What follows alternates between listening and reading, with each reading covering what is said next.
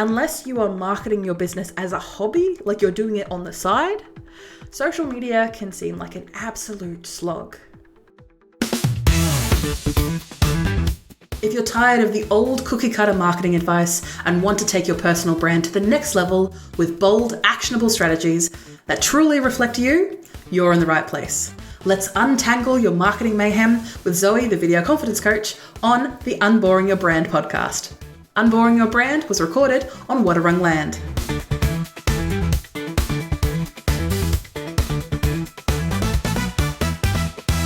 Focusing on one social media platform. Now, I'm sure you may have heard of this from other podcasts, YouTubers, or other platforms out there that you consume as well as us. I would like to thank you for listening to our podcast today, or watching us if you're watching us on Spotify or on YouTube. I'm going to compile myself a bit here.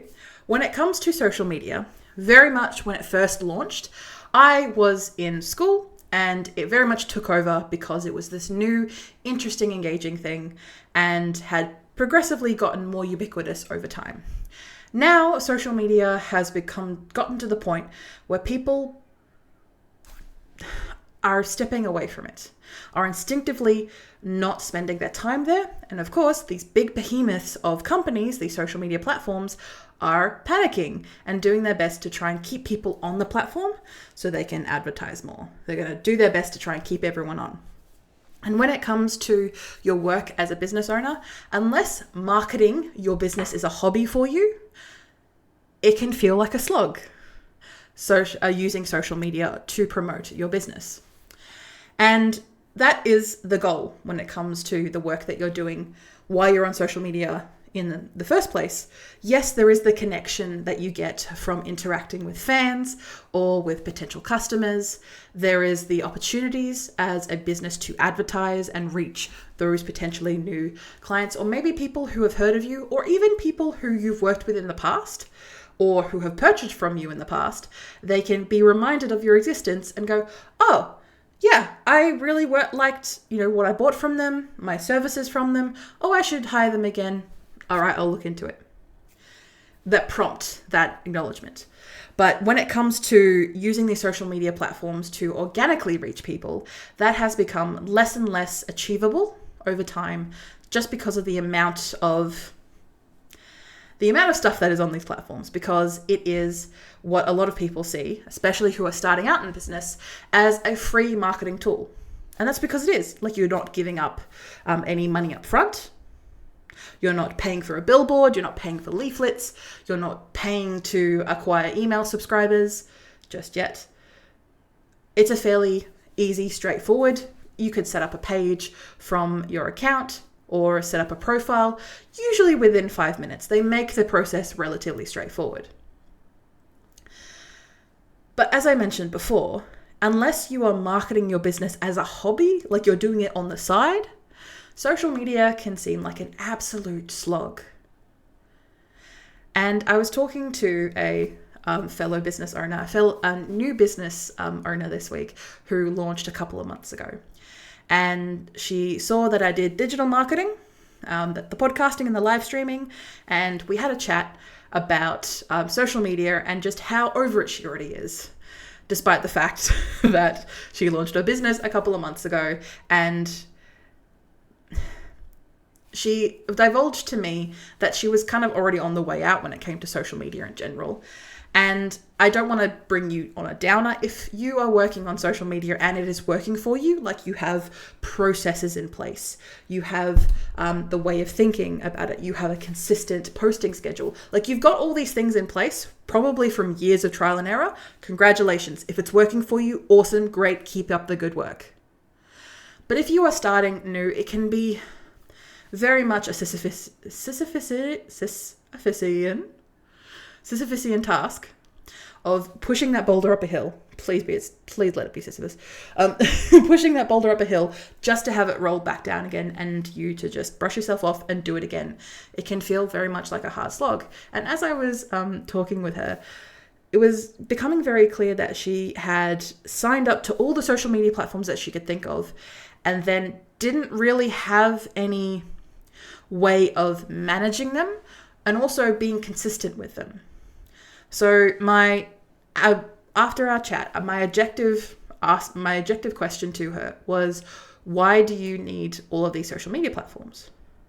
Oh, because all the competitors are on them. But why do you need to be on all these platforms? Because people are looking for all of my stuff on all of these platforms.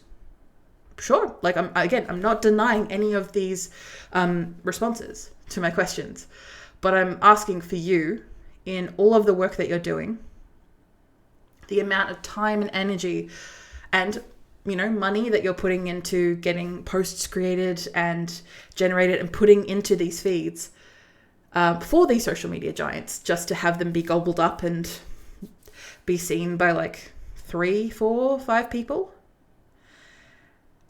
And looking at her stuff, it wasn't a case that the content was bad. She was learning really fast on ways to incorporate video to really stand out in her particular niche that she was doing. And she is doing, and the thing that she focuses on. She had a really clear idea of her customer market. She had a really clear idea of like who these people were and why they were there. And I said, marketing is not a one and done thing. Marketing is something that takes a hell of a lot of time, and there's a reason that it's a section of your business. Like, there are many facets to what you do in your business. Marketing, getting people into your funnel, into your business to be aware of what you do and purchase from you and trust you enough to purchase from you, I should say. That is a section of your business. That is a part of your business. These platforms are going to do their best to accumulate as much data as they can. And with the work and effort that you're putting into it, I ask, what is the social media doing for you? And I ask you, as the listener or watcher of this podcast, what is your social media doing for you? And then subsequently, what is the priority for you when it comes to social media? And what I mean by priority is not just, what platform or what type of content are you doing or what are you talking about? No, I'm not talking about the minutiae of that. I'm talking about when it comes to social media and your priority for it, where does it sit? And my recommendation for every single business out there, no matter what you do, no matter how much lead traction or maybe even money that you get from people signing up via social media platforms, your website should be your top priority. Your website is the platform that you can control, and everything feeds into it. Everything that is your platform, that is your consistency, that enables you to say and do whatever whatever your business is about. And there's very little repercussions because it is your website. My second recommendation, for not every business, but most businesses, especially the ones that I work with, who are coaches, personal brand, speakers, and essentially a lot of people who have a mission for what they do. That's who I work with. My second recommendation is very closely underneath that is your email list, is email marketing, because you own that list. You are constantly engaging with these people on a weekly, fortnightly, maybe monthly basis. And these are people who have genuinely shown interest in the work that you do to the point where they give you their email address. Like, they've already said, I like what you do. Here is my email address. Give me all the details and information about you. And then, maybe then, your social media should come third. Because again, as I've mentioned in other previous podcasts, feel free to listen to those or check out on the website vcc.training/podcast. You can find out more just by searching regarding social media. When it comes to that, social media is rented land. These platforms are designed to hold attention and make money. That is their prerogative. And as the small business owner, trying your best to be seen by the people who are going to like you, trust you, know you, and then eventually buy from you, to be seen on these platforms is very crucial. I understand. That's why I don't completely disheart people or completely dissuade people from getting off social media altogether. But when it comes to social media, spreading yourself too thin is a recipe for disaster. That goes for all aspects of your business, not just social media. And if you know so much, or you have worked so hard on acquiring the people that you want in your business, who love you, who rave about you, who give you word of mouth, which is honestly a lot more, a lot more lucrative for your business than just social media posts alone. Your social media should be a fairly low priority because it is to bring awareness to your brand, awareness to your business. That is all it's doing. And yes, you can, for example, the pros of social media are as follows: that there are people still on them, and there are a lot of people spending a lot of time on them. People are if you want to be seen, you got to pay to play. You can use their AI, because they're very much pushing that, because of course they're tech businesses. They're going to push AI generated ads. Most people on these platforms are more likely to watch and lurk than interact, because interacting means that they're going to get more of it. And depending on the work that you do or the services or products you provide, some people will just be like, oh, I'm looking for something kind of in this realm right now. Oh, I will like this post, and then the algorithm will feed me more of this type of stuff. And with the rise of what I like to call soloed social media platforms, and realistically, feel free to check out my previous podcast about my 2030 predictions when it comes to digital marketing, to learn more about that. With the rise of groups, so Facebook groups, Reddit, these types of platforms that are specific niche groups that people are electing to follow, to agree to all the rules and engage with other like-minded people who are interested in the stuff that they're doing. And again, that's not saying that ads will not find a place here. They've definitely found a place, and they will be constantly integrated. But that will definitely change the way that you use social media, because there is a tactic, to be perfectly honest right now, is people create a post in Canva, post it up once a week, and then that's it. And unfortunately, when it comes to being seen on social media, that is not a strategy. Being seen on social media requires you as the brand to engage, not just with the people who engage with your post, but like, for example, if they comment, you reply back. If someone likes something, you engage with those people. It's not just that. You need to go into groups and answer people's questions. This takes time and energy. You need to make sure that you are keeping an eye on your competitors on these platforms. What are they doing? What can you do differently? Not the same. What can you do differently that'll help you stand out from them? Because if people are finding your competitors, that means that they are in that realm of looking for someone like you. So, now, of course, for those who may know me, I don't exactly call competitors. I usually call them collaborators or potential collaborators, depending on the work that you do. But when explaining concepts to people, it's better just to use the words that people are more familiar with. And if someone is looking for something, most of the time if they're on a social media platform, they're going to look for what they need. Your competitors are going to show up, and you should be there too. So, in regards to everything that I've discussed so far in today's podcast, when it comes to social media, and I'm going to reiterate it again, it is an awareness tool. It is the thing that is the easiest, quickest thing that you can do, that is at the top of your marketing funnel. And a marketing funnel, for those who may be unaware, is essentially picture an upside down triangle with the point down the bottom and the wider part up the top. The top part is the easiest awareness stage, and then they slowly go through the stages. This is a potential customer, by the way.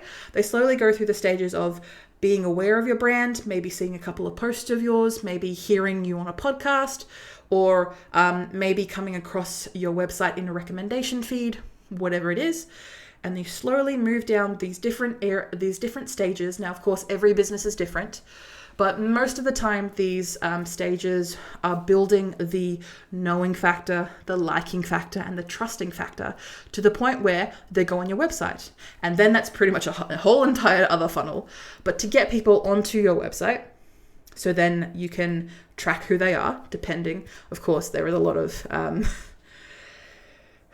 there's a lot of data issues at the moment, so tracking might be slightly an issue. But to get people to your website, where again, you have full control, and then from there, getting them to buy from you.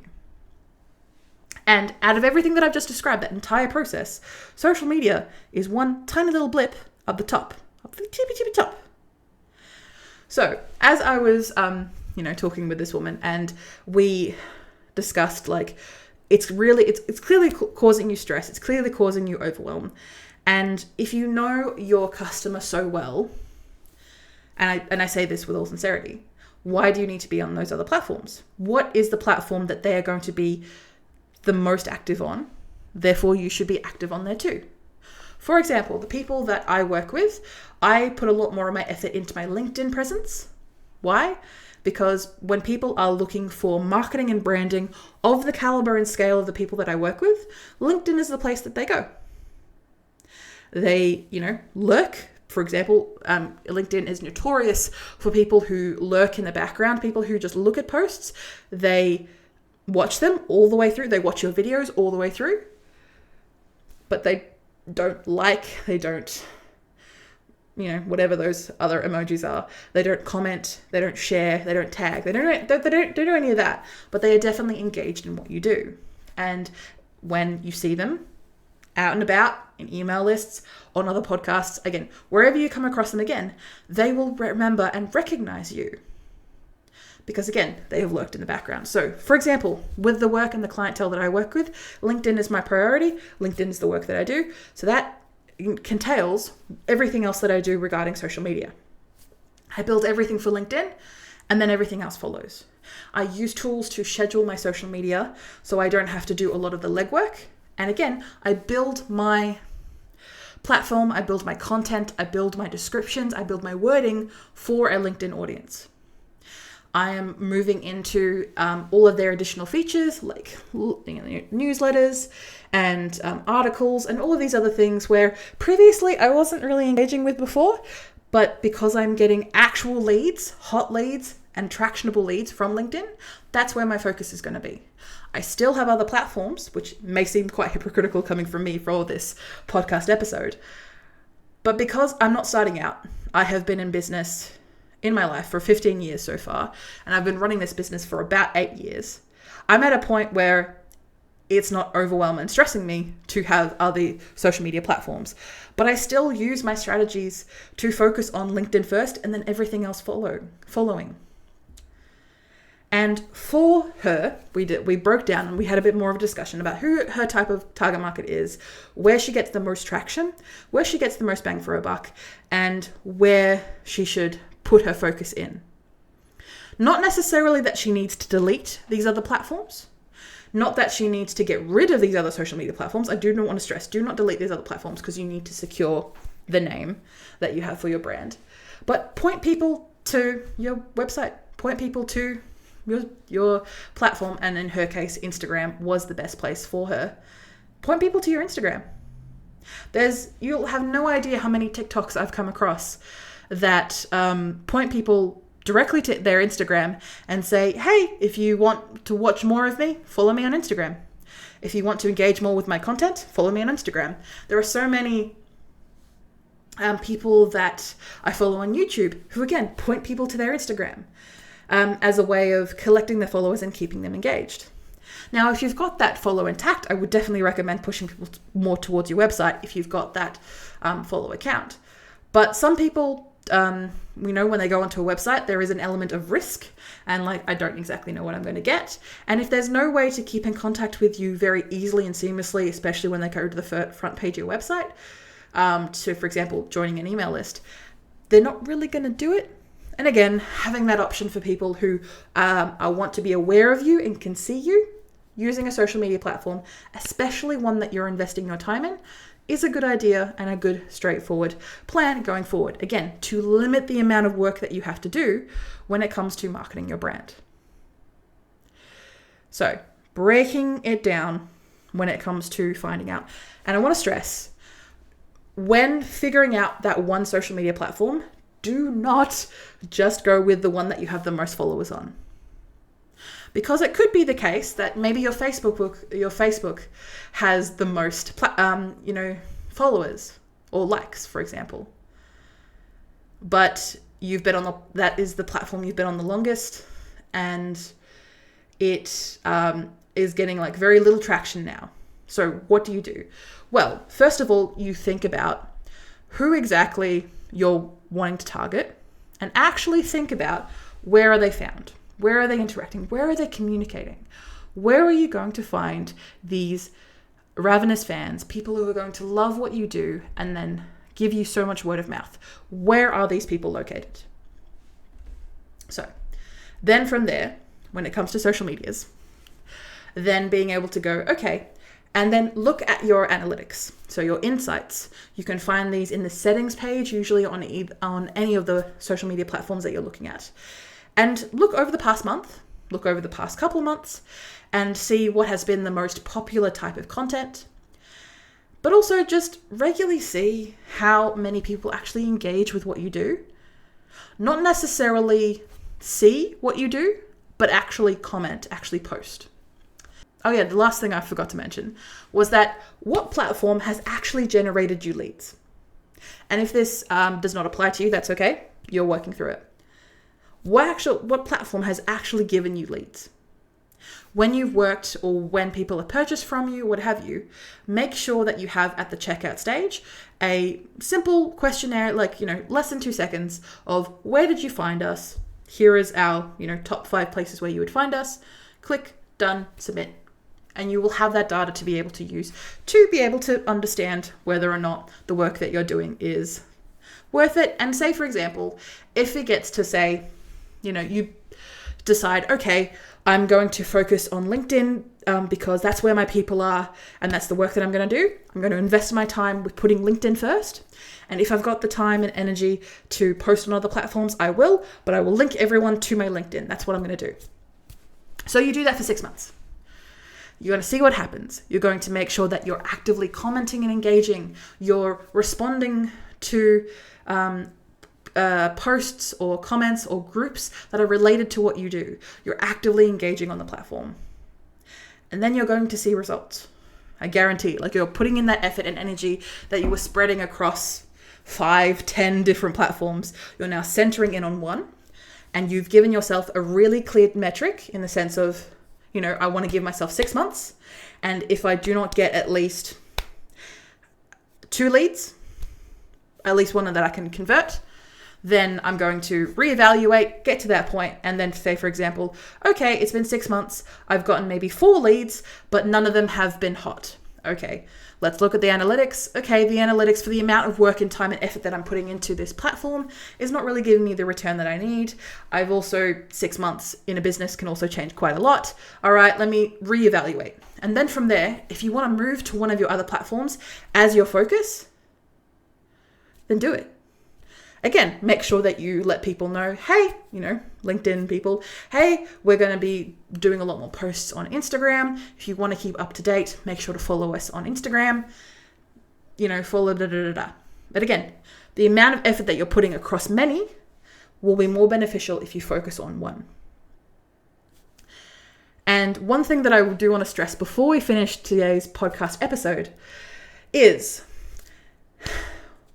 keep this in mind when you work on the marketing for your social media platform. You do not owe loyalty to a social media platform. You do not owe loyalty to any one social media platform. You can post the same piece of content across every platform. And that is where your focus should be. Because if something is not working for you, you pivot, you change. And when it comes to social media, as I mentioned before, envisioning that funnel, visualizing it in your mind, the tippy top, the little point down the bottom, and the wide part at the top. Social media is a tiny little blip at the very top of that funnel.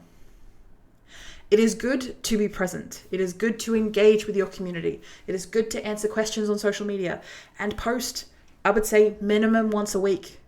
Because, and I'm going to say this now, for a lot of businesses that I work with, the social media is used ultimately as proof that you're still in business, that you're still working. People check your Google and Bing listings to check out your open hours, but also, and this is not just for, I want to stress, not just for actual brick and mortar stores. I want to stress this is for all businesses. People want to check that you're still in business and you're still doing your thing. And that's what social media does. It's a clarification and check that you're in business, but also gives people an insight into the work that you do to if they should continue researching anymore. Their studies have shown that people research decisions more. And if you, for example, get a recommendation from word of mouth, you say, yes, awesome. What is one of the first 3 things that you do? Besides searching them up online, 2, maybe looking at the reviews. Now, these can be reviews on, say, Google reviews, Facebook reviews, any of those particular platforms that have specific review recommendations on board, depending on the industry, of course. And 3rd is you check out their social medias. Of course, on your preferred platform of choice. And a lot of people, and this is anecdotal now, not study-wise, is people check when was the last time you posted. And say, for example, when it comes to my business, I am not exactly an arbiter when it comes to posting consistently. I do try my best, but sometimes there's like months where I'm just like, social media is not a priority for me. I'm going to focus on my website. I'm going to focus on my email list. Social media, I'll get to it when I get to it. It's okay. But when it comes to yourself and you've got the capacity, especially if you're focusing on one platform, to have that consistency for yourself, to have the same post, same message, same description across all your platforms to spread awareness. And bonus points, if you can do it using a social media scheduling tool, you got your buffers, your laters, your metricals, your Hootsuites, all of these other places where you can just, again, post the same thing across multiple platforms. Not necessarily to get hot leads, just to show people that you are still in business. And for the people that I predominantly focus on, these are your personal brand builders, your coaches, your speakers, your marketers, your women and non-binary folk in fintech is kind of a little bit in the area that I'm in now, but I'm also happy to pivot. These people just need to be aware that you're still doing what you're doing, that you still show up online. And to do that, you need to be able to focus. So I hope in today's podcast, I've been able to assuage your fears in not having to be everywhere at once, putting your focus on one platform. And if you've got the capacity to post on other platforms, awesome, do it. If you don't, again, just funnel people to your website, funnel people to the platform that you are going to be spending the most time on. And if you have no qualms, if you have no energy for social media, then set yourself a bare effing minimum. What is your bare minimum? So for example, my BFM when it comes to social media is that, and this is not client work, I want to stress if you're a client of mine, this is not for you, this is for my social media. I spend 30 minutes a week on my social media. That is my minimum. And that 30 minutes can be spent, LinkedIn, commenting, engaging, checking out other people's work, checking out, whatever I need to do. But that's my minimum. I could do more, awesome. But I can also just do my 30 minutes. And making sure that I engage with people who are going to be fans of mine or people who are already fans of mine. Making sure that I engage with them and show them support. Especially people who are going to give great word of mouth referrals. Thank you for listening or watching Unboring Your Brand. You can find detailed show notes with tools, offers, and episode transcriptions. Just click the first link in the description or go to vcc.training/podcast. Get involved and ask me anything about personal branding, video strategy, or just a friendly small business chat via my email, g'day@vcc.training. That is gday@vcc.training. The Video Confidence Coach would like to acknowledge and pay my respects to the Wadawurrung people of the Kulin Nation, the traditional custodians of the land on which I record my podcast. I pay my respects to their elders past and present. I stand with the traditional custodians of these lands in working towards a more equal future. Always was, always will be Aboriginal land. Look forward to me chatting at you next week, superstars.